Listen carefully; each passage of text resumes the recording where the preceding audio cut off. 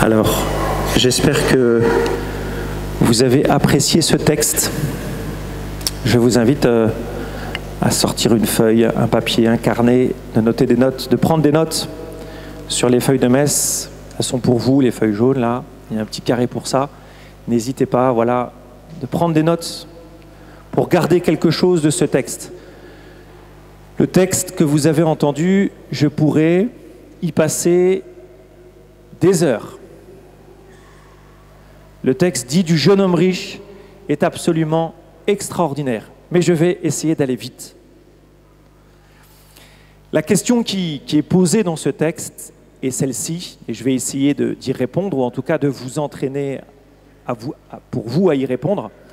C'est la question du bonheur. Que faire pour avoir en héritage la vie éternelle? C'est une question juive, je ne vais pas y revenir, mais c'est simplement, aujourd'hui ce serait simplement, bon maître, comment être heureux? Et c'est une question que tous vous vous posez. C'est peut-être même la question fondamentale qui est au fond de votre cœur. Comment être heureux? Et quand je dis heureux, comment être profondément, vraiment heureux? Et Jésus, je vous donne tout de suite la réponse, tout de suite. Le secret du bonheur, c'est le Christ. Viens, suis-moi. Le secret du bonheur, c'est le Christ. Peut-être que vous ne le connaissez pas, peut-être que pour vous, il est une personne lointaine, mais je vous le dis, le texte d'aujourd'hui vous répond le secret du bonheur, la source du bonheur, ce dont ton cœur a soif. C'est une personne et il s'appelle Jésus-Christ. Je cite la première lecture. « J'ai supplié et l'esprit de la sagesse est venu en moi. Je l'ai préféré au trône et au sceptre.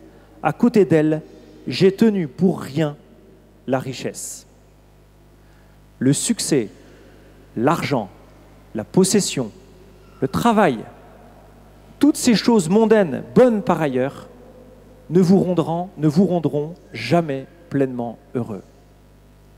Ce qui vous rendra pleinement heureux, c'est l'esprit de la sagesse, c'est l'Esprit Saint, c'est l'Esprit qui est donné par Jésus-Christ. Et Jésus vous dit, pour recevoir en plénitude cet esprit de la sagesse, qui donne le discernement, vendez tous vos biens, donnez-les aux pauvres, puis venez et suivez-moi. Jésus est l'école, il est le maître de celui qui va nous apprendre la vraie sagesse. Et la vraie sagesse, c'est de savoir donner. Il ne s'agit pas de le suivre à l'autre bout du monde, il s'agit de le suivre là où vous êtes aujourd'hui, dans votre travail, dans votre famille, dans votre cercle d'amis, dans vos réseaux, là où vous êtes plantés.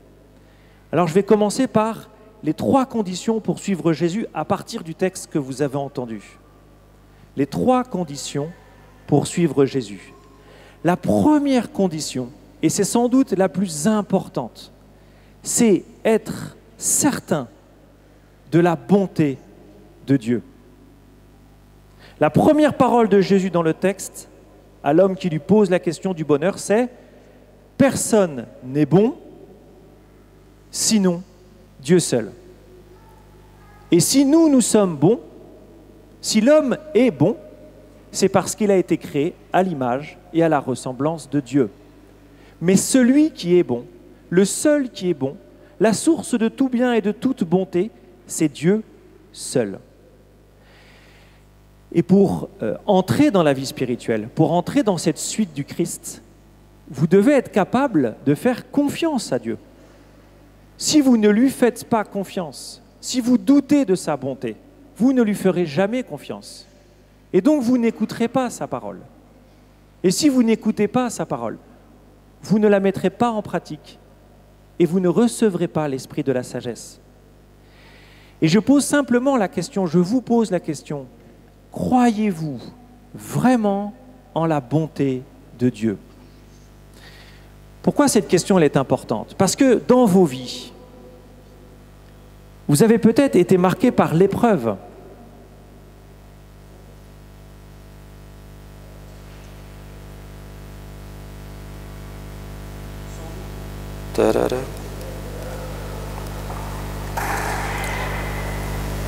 Sans doute par l'épreuve, la maladie, peut-être une rupture sentimentale, la trahison, le deuil, que sais-je.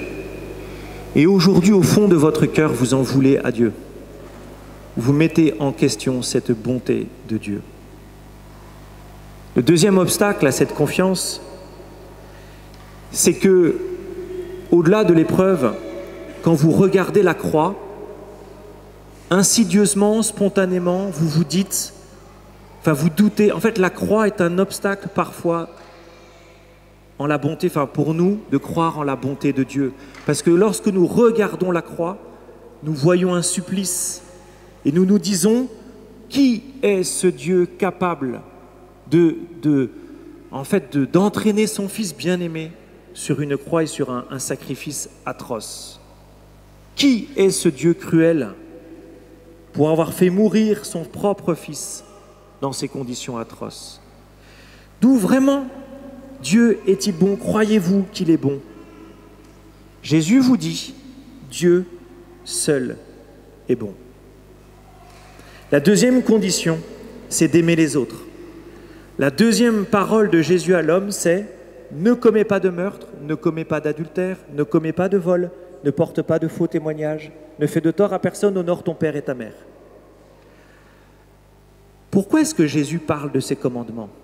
Parce qu'il sait très bien qu'on peut dire aimer Dieu sans aimer les autres. Il est plus facile d'aimer une image de Dieu, une idée de Dieu, que les hommes réels. Et donc Jésus renvoie tout de suite l'homme à son frère, à sa sœur, à l'homme concret, charnel, avec qui il vit, et qui peut-être l'insupporte, le dérange. Dieu vous rappelle l'amour du prochain. Aimes-tu les autres? Aimes-tu encore les autres? Et là aussi, c'est une vraie question, parce que dans nos histoires, nous avons pu être blessés par les autres. Et nous avons pu fermer notre cœur. Vous avez pu très bien fermer votre cœur suite à des blessures que vous ont causées les autres. Et Jésus vous redit ce matin, es-tu généreux? Aimes-tu ton prochain? Aimes-tu ton père? Aimes-tu ta mère? Aimes-tu ton conjoint? Aimes-tu tes enfants? As-tu de la générosité pour les pauvres? As-tu de la générosité pour les personnes que tu ne connais pas? La troisième condition, c'est la troisième parole de Jésus, où Jésus dit à l'homme, une seule chose te manque. Une seule chose te manque. Quelle est cette chose? La réponse, elle vient tout de suite. C'est Jésus. Jésus dit à l'homme, prends conscience que Dieu est bon, aime les autres et suis-moi. Et il ajoute, attention aux richesses que tu possèdes. Elles peuvent te détourner de moi. Voilà en résumé le message donné par Jésus dans ce texte. Ainsi, selon vous, qu'est-ce qui vous manque dans votre vie? Pensez-vous que vous manquez de temps, d'argent, d'une maison, d'un travail, d'une femme, d'un mari, d'un enfant? Pensez-vous que vous manquez d'amour? Pensez-vous que vous manquez d'affection ou de sens à votre vie? Toutes ces questions sont bonnes. Mais profondément, la question est, pensez-vous manquer à Jésus-Christ? Pensez-vous que Jésus vous manque? Une seule chose te manque. une seule chose te manque. Voilà les 3 conditions. Prendre conscience que Dieu est bon, que vous pouvez lui faire confiance. La 2e condition, tournez-vous vers les autres. Et la 3e condition, centrez votre vie sur le Christ. Et je passe à ma 2e partie. Jésus est la seule richesse viable. Celui qui a Jésus a tout. Nous pensons peut-être ce matin être loin de Jésus, ne pas le connaître. Et Jésus vous dit, mais accueille-moi, prends-moi dans ta vie et détourne-toi de toutes ces richesses mondaines que tu possèdes, qu'elles soient matérielles, intellectuelles, sociales, voire spirituelles. Ça veut dire quoi? Ça veut dire que toutes ces choses ne sont pas forcément mauvaises, mais la question, c'est une question de discernement. Où est mon cœur? Vous savez, votre cœur est fait pour adorer. Si vous n'adorez pas Dieu, en d'autres termes, si vous n'êtes pas centré sur le Christ, vous serez centré sur autre chose. C'est ce que la Bible appelle l'idolâtrie. Suis-je idolâtre? Suis-je idolâtre de l'argent?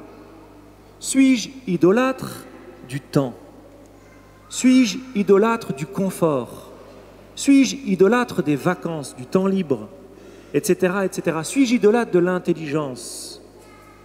Suis-je idolâtre des livres ou je ne sais quoi d'autre? Ça peut paraître un peu simple, les exemples que je vous donne. Mais vous savez, un bon test pour savoir si vous êtes idolâtre, entre guillemets. Y a-t-il une chose dont je suis incapable de me séparer? Jésus dit, vends tous tes biens. Pas quelques-uns, vends tous tes biens. Une chose dont je serai incapable de me séparer est en réalité une chose que je ne possède pas, mais qui me possède. Une chose dont je serai incapable de me séparer n'est pas une chose que je possède, c'est une chose qui me possède.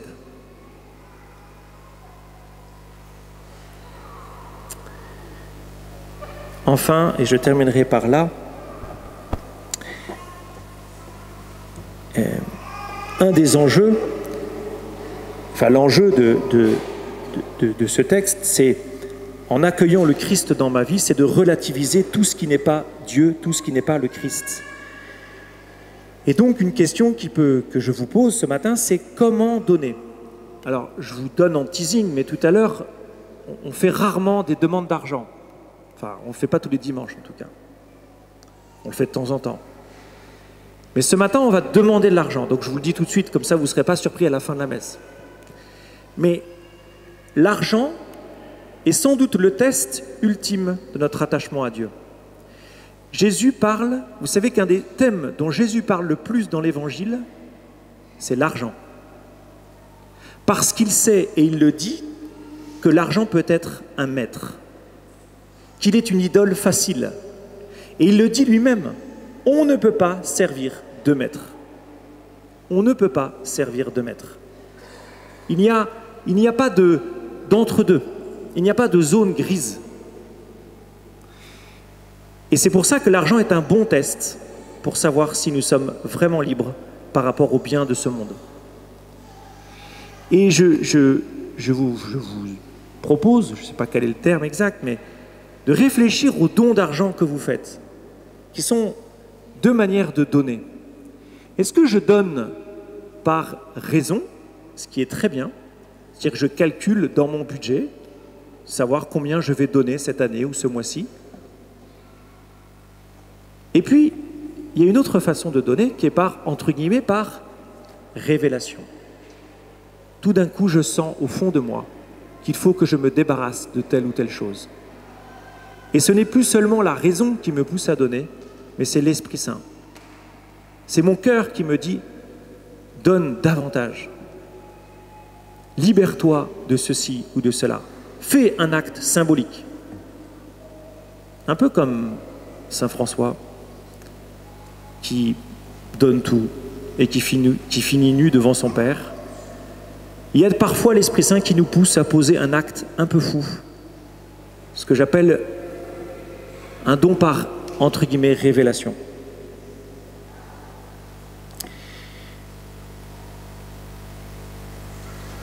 Ce matin, frères et sœurs, Jésus vient nous rencontrer.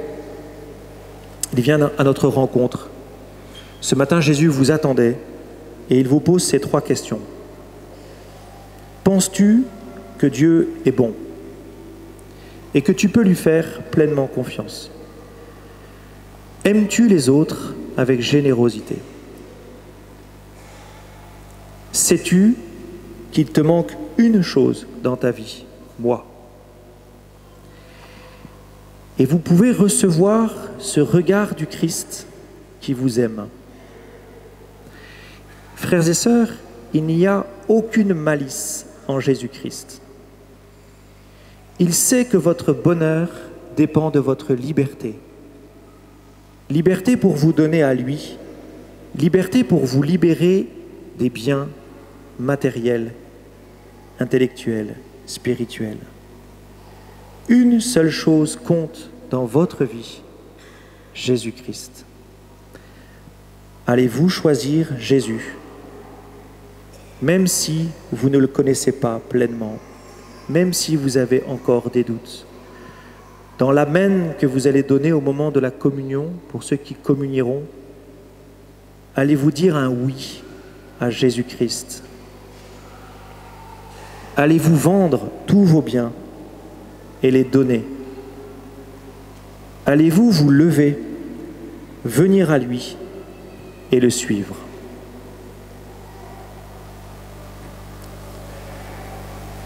Seigneur Jésus, nous te confions nos vies, te confions nos cœurs, te confions ce discernement que tu attends de nous.